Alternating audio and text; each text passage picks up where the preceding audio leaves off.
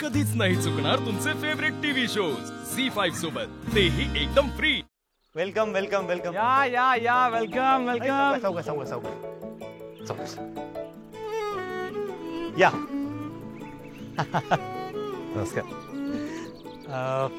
काही त्रास नाही झाला ना तुम्हाला यायला? अजिबात नाही। तसेही तासाभर अंतरावरच आहे। बरं, तुमची सगळी सोय झालेली आहे, सगळ्या रूम्स बुक आहेत। भास्करराव, तुम्ही कशाला एवढा त्रास घेतलात?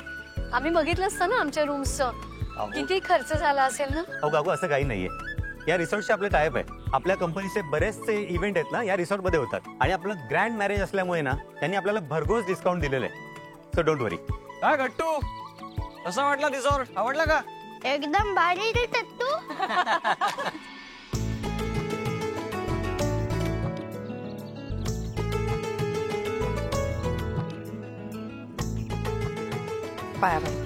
अगं असू दे, सुखी राहा। आता आलात तुम्ही? नाही, आम्हाला वाटलं आमच्या आधी याल इथे।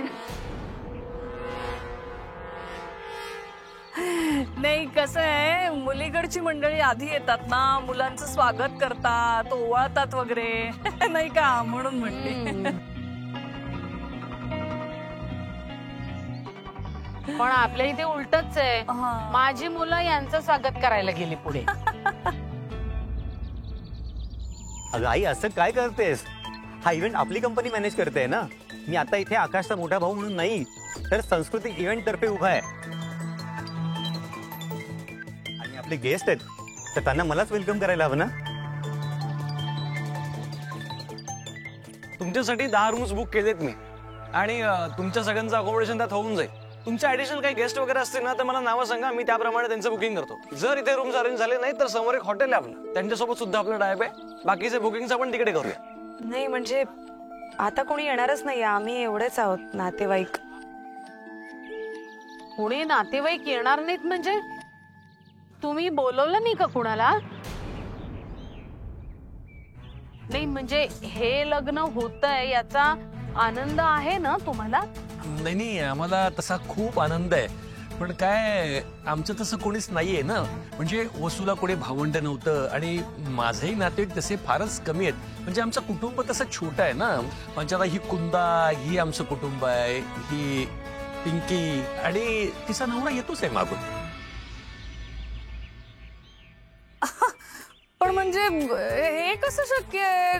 कोणाला नातेवाईकच नाही असं कसं होईल? आणि नातेवाईक म्हणून तुम्ही कोणाला आणलाय? तर ह्या पिंकीला, वसूची मैत्रीण, आणि ही कुंदा तुमची मोलकरीण ना, मग हिला नातेवाईक कसं समजायचं? हो, मग आपल्या घरात आपल्या सोबत एखादी व्यक्ती आपलं घर समजून जर काम करत असेल तर त्याला आपलं नातेवाईक नाही काय समजायला पाहिजे? काय ग कुंदा? आणि असंही आम्ही आलो आहोतच की, आणि आज आम्ही वसुंधरेचे नातेवाईक म्हणून तिच्या बाजूने उभे राहू। झी5 ॲप डाउनलोड करा आणि पहा सर्व एपिसोड्स एकदम फ्री।